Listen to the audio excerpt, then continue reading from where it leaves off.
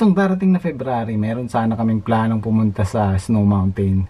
Kaya lang hindi natuloy kasi parang hindi siya masyadong malamig ngayong winter. Hindi katulad nung nakaraan, nagbi-below 10. Mabalik sana kami doon, kaya lang kinancel na namin dahil sa panahon. Pero balita ko meron pa rin snow. Kaya naisipan kong gawa ng reaction tong video na to. Bali ito yung pangalawang upload ko sa YouTube, yung February to February 12 kung di ako nagkakamali. So mag 1 year na.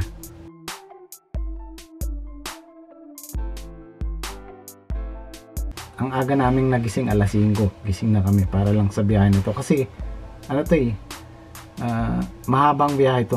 Nakarating kami doon siguro mag-aalauna na. Kaya 4 na oras ang biyahe. Kasi umalis kami dito, tinanghali na kami dahil hinintay namin yung isang sasakyan. So nakaalis kami dito, alas 9 na.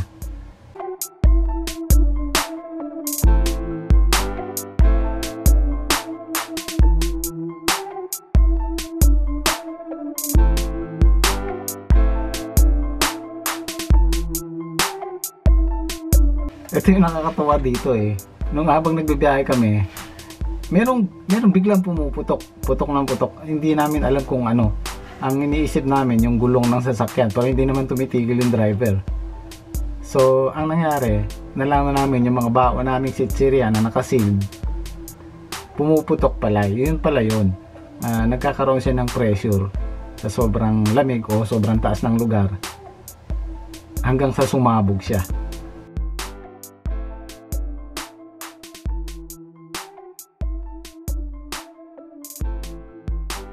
Okay.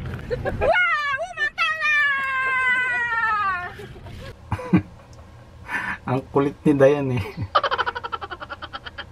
Shoutout nga pala sa'yo, Dayan. Alam ko nasa Saudi na siya Ito yung reaction namin sa snow. First time namin makakita. Guys, dito na kami! First time!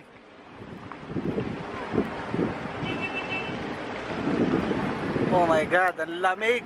Sobra! Woo! Madalas na yung snow, grabe! Wow! This is... Wow! Wow! Nice! Sobra lamig! Woo! Ayun, first time ko nakahawak ng snow sa buong buhay ko. February kami kasi nagpunta ron, kaya medyo yung yellow patunaw na, hindi siya ganong kalami ganon. Kaya yung snow na yan medyo matigas na siya, patunaw na, nagtutubig na. Pero actually pag kasalukuyang umuulan ng snow, yung snow dry siya, hindi siya ganyan katigas, parang pulbo siya. Grabe, delikado, napakadulas ng snow. Ate, matulas. Ingat kayo. Ito na kami sa tuktok. Sa pinaka-tuktok. Bert, dito ka. Ikaw, huwag kang mawawala dyan. Ikaw bida sa...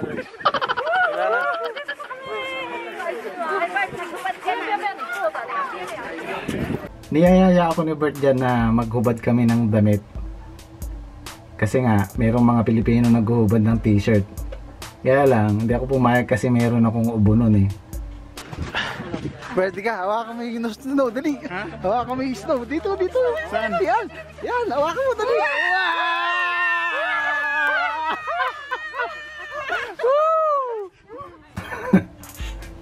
Para mga baliw Tinan mo sila, nakagwantis sila, ako wala akong gwantis.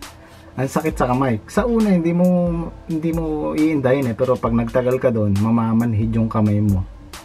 Tapos ang dami ko ring nakitang OFW yung mga kababayan natin doon, namamasyal din. Kaya naisipan kong isama sila sa vlog ko. Kasi nag-uumpisa pa lang ako mag-upload noon, mag-vlog. Guys! Andito yung mga kabayan natin dito sa Taiwan. Buhay! Pero kami sa Canada! Canada!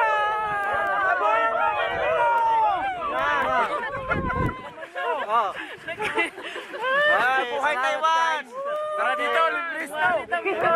Please! Vloggers ha? Anong pa sa YouTube? Jimmy Speaks TV, panoorin nyo ha, abangan nyo. Kuha sila ng snowman, tinawang ganda. Wow! Ito snowman oh! Plano ko nga sanang gumawa ng snowman nun, kaya lang hindi ko kaya kasi wala akong dalang guwantes. Hindi kakayanin pag nakakamay lang. Magdala kayo ng guwantes. Kasi katagalan, mamanhid yung kamay mo. Sobrang. Kasi hindi ako nagdala. Sibog time! Go. Tuktok na kasi ng bundok yun, kaya kumain lang kami doon sa likod ng van. Binuksan lang yung van na yun. Ito yung driver namin. Isang okay. Pwede po Albert. Saka isang Taiwanese. Bali, ang papunta ron, nag-arkila kami ng van. Ang alam ko dun sa, kung gusto nyong makontak yung mga driver doon, ang alam ko sa sa Facebook, yung pasyalan sa Taiwan, i-search nyo na lang. Bali, ang bayad namin doon 1,200 per head.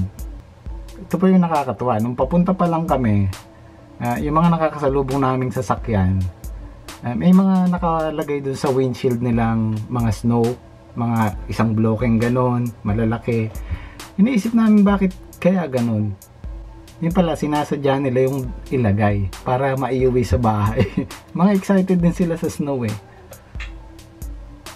Kasi nga, yung mga matataas na lugar lang dito yung nag-i-snow. Dali natin to? Sige, Dali natin to? akutin natin lahat to. Pasalubong sa mga taga-Oimek. Oh, dami oh. Ilang sako? Ito lang kaya ko dalhin. Ito kasi. Hindi pala makayanan ang pagkamay lang. Guys! So, para kasi kapal lang kami. Para kasi sa Korea. Para kasi sa Canada. Para sa Canada tayo. Naliligo na kami nag-i-snow. Snowfall! Snow!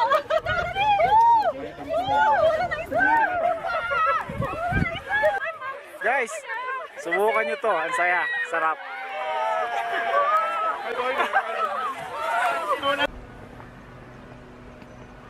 Tingnan nyo tong gulay guys. Pinagsamang Hindi ang gulay. gulay yan, tingnan mo. Ito yung sa palagay nyo. Totoo Guys, yan, hindi yan plastic. Ito yung nilalagay sa tenga dito. Hindi, tingnan nyo ha. Ayaw nga gulay siya. Tingnan mo. Gulay pala siya. Yan yung gulay na pinagsamang repolyo pechay. Yan ang sinasabing pinagsama nila. Di, ang tawag dyan is Repechay.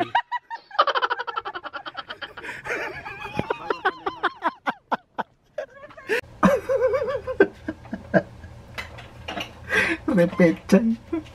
Sa mga kababayan nating nandito sa Taiwan, nire-recommenda ko tong lugar na to dahil hindi nga lahat ng lugar dito sa Taiwan hindi nag-i-snow. Isang napakagandang experience na bago man lang tayo makauwi, maranasan natin yun.